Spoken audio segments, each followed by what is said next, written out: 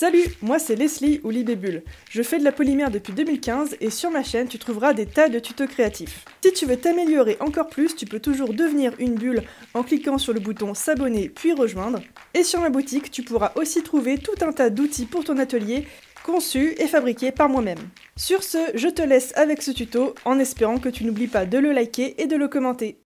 Si vous travaillez la pâte polymère, vous avez sûrement ce type de pâte dans vos placards. Une pâte sèche, granuleuse, qui part vraiment en petits morceaux et qui est totalement impossible à travailler. Qu'il s'agisse de pain entier ou de morceaux de pâte totalement secs, je vais vous montrer mes astuces pour ravoir cette pâte et pouvoir la réutiliser dans d'autres projets. Et vous verrez à la fin mon astuce ultime pour récupérer des pains entiers. Mais d'abord, parlons des moyens de conservation de cette pâte, de comment vous allez la stocker. Évidemment, si vos paquets sont neufs et que le paquet n'est pas ouvert, laissez-le bien fermé comme il faut, ça permettra à la pâte de se conserver bien plus longtemps. Et si le paquet est ouvert, pour éviter que votre pâte ne se dessèche, vous pouvez la conserver dans des petites boîtes hermétiques ou des sachets congélation. Et lorsque, comme moi, vous allez en utiliser souvent et beaucoup, vous pouvez aussi opter pour ce type de petits meubles que l'on trouve en rayon bricolage pour ranger la visserie. Vous pouvez aussi vous servir d'un tiroir, le tout étant d'éviter le contact de l'air avec la pâte au maximum, un peu comme on le ferait avec du pain ou des pâtisseries. On va ensuite passer à la pratique. Une fois que vous avez réduit un petit peu en miettes tous vos morceaux de pâte bien sèches, on va ensuite venir s'équiper de gants et de polymère liquide. Il en existe plusieurs marques différentes. Personnellement, dans mon atelier, je n'ai que la Sculpey et la Fimo, et j'ai aussi le Cernit Magic Mix qui est pour moi mon préféré. Les deux premiers, la Sculpey et la Fimo, sont évidemment des pâtes polymères liquides qui peuvent à la fois servir pour le malaxage, mais aussi qui peuvent servir pour coller des petites pièces de pâte polymère ensemble. Et pendant que je fais mes tests avec de la Sculpey liquide et de la Fimo liquide, je vais vous expliquer un principe simple. La polymère est un corps gras. Ce gras peut sécher, s'évaporer ou se répandre dans une autre matière comme le papier par exemple. Si vous avez une pâte qui est trop molle, qui est trop chewing-gum, vous pouvez très bien la laisser dégorger sur une feuille de papier, vous verrez que le gras va en sortir et que vous aurez au final une pâte un peu plus ferme. Il faut donc parfois rajouter ce gras pour retrouver la souplesse initiale de la polymère. Donc on peut utiliser plusieurs médiums pour ça. Je vous conseille bien évidemment en priorité tout ce qui est polymère liquide, mais comme vous voyez c'est assez long. Ici j'ai fini par ajouter du Cernit Magic Mix qui est réellement fait pour ça, c'est vraiment l'assouplissant de base qu'on utilise dans la Cernit et dans la recette de la Cernit. Donc si jamais vous avez des soucis avec de la pâte sèche, je vous conseille fortement ce produit, vous verrez que c'est celui qui marche le mieux et surtout le plus rapidement. Alors le plus rapidement, il faut quand même du temps. Comme vous voyez ici, la vidéo est accélérée x6. Et j'ai mis environ 45 minutes pour venir assouplir toute la pâte violette que vous avez vue tout à l'heure. Attention, je ne dis pas que la pâte polymère liquide Fimo et Sculpey n'est pas faite pour assouplir la pâte, ça peut être d'une grande aide, mais vraiment le Magic Mix est fait pour ça, c'est son utilité de base. Donc n'hésitez pas à utiliser les bons outils si vous voulez avoir le résultat le plus rapide possible.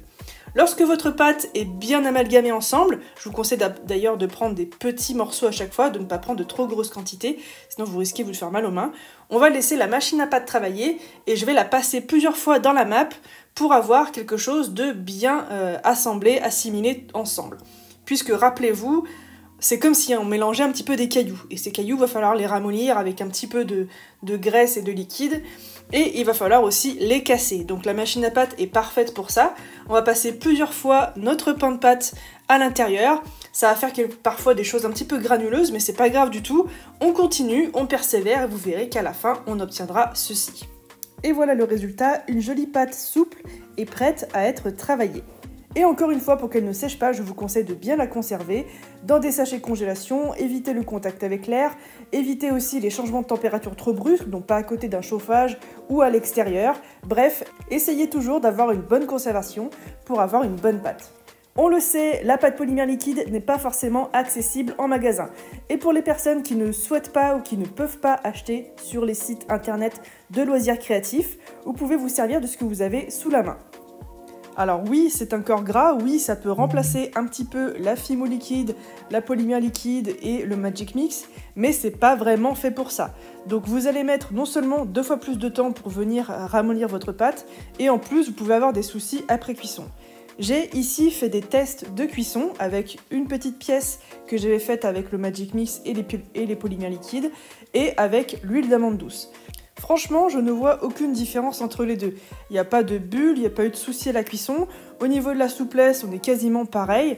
Et si ici, il y a une petite différence de couleur, c'est juste parce que en fait, les deux mélanges avaient des couleurs un petit peu différentes. Mais vraiment, je trouve que l'huile d'amande douce, il y en a aussi qui utilisent de la crème Nivea ou autre corps gras un petit peu, je pense que ça peut être une très bonne solution si vous aussi, vous n'avez pas de polymère liquide chez vous et que vous n'en trouvez pas dans vos magasins. Passons maintenant à l'astuce ultime si jamais vous avez un pain de pâte polymère ultra sèche qui reste dans vos placards depuis très longtemps. Ici on a de la vieille cernite Glamour qui, malgré le fait qu'elle soit encore emballée, reste vraiment très dure et très granuleuse. On va prendre un picot, ici j'utilise un truc en métal mais vous pouvez prendre un cure-dent, et on va venir directement percer des gros trous dans le pain de pâte. Et ensuite, on va venir les élargir au maximum pour essayer d'avoir une petite entrée pour pouvoir ensuite y mettre ceci. On va prendre un petit peu de Magic Mix et on va glisser des gouttes de Magic Mix directement dans le pain. Je fais exprès de ne pas enlever le pain de pâte de son paquet, exprès pour qu'ensuite l'humidité, le gras reste bien à l'intérieur. Et on va laisser reposer tout ça pendant plusieurs jours. Vous pouvez le laisser 24-48 heures, mais il faut vraiment attendre que le gras vienne ensuite s'imbiber correctement dans le pain de pâte. Et pendant que ça s'imbibe, je vais vous montrer comment récupérer une pâte déjà ramollie, mais dont on va ensuite vouloir se servir. Ici, comme vous voyez, c'est de la scrap. La scrap, c'est pas vraiment très joli. Ça donne des couleurs un peu kaki, un petit peu grises, dégueulasses. On va ensuite venir y ajouter un petit peu de Kato Blackout. Vous pouvez la trouver dans à peu près tous les magasins de loisirs créatifs qui vendent de la pâte polymère. Et en fait, cette Kato Blackout, qui est très riche en pigments, va pouvoir venir transformer tous vos restes de scrap clay en pâte noire. Du coup, vous n'aurez quasiment plus à acheter de pâte noire. Personnellement, j'en achète plus. J'ai juste ma Kato Blackout. Il ne faut pas vraiment beaucoup de quantité. Si vous voulez plus d'informations sur cette Kato, n'hésitez pas à aller voir ma vidéo dédiée, je vous la mettrai en barre d'infos. Et voilà, vous avez encore une fois récupéré un petit peu de scrap qui va pouvoir vous servir pour de nouveaux projets dans votre atelier. Attention, cela dit, la Kato Blackout est vraiment très riche en pigments, donc on fait attention, on vient porter des gants. Ici, ma pâte avait un petit peu de mica à l'intérieur dans ma scrap, donc du coup c'est normal qu'elle n'ait pas vraiment la même couleur qu'une pâte noire, mais je trouve quand même que le résultat est très satisfaisant, en plus ça fonce après cuisson. On revient ensuite sur notre pain de pâte rose que j'ai laissé reposer pendant bien 24 heures avec la polymère liquide à l'intérieur, le Magic Mix. Et on va ensuite venir voir un petit peu le résultat. Et franchement, on voit tout de suite la différence. La pâte est beaucoup plus molle, beaucoup moins sèche. Et on a ensuite un pain de pâte qu'on va pouvoir réutiliser correctement. Si je peux aussi vous donner un dernier conseil, c'est de ne pas confondre une pâte froide et une pâte dure.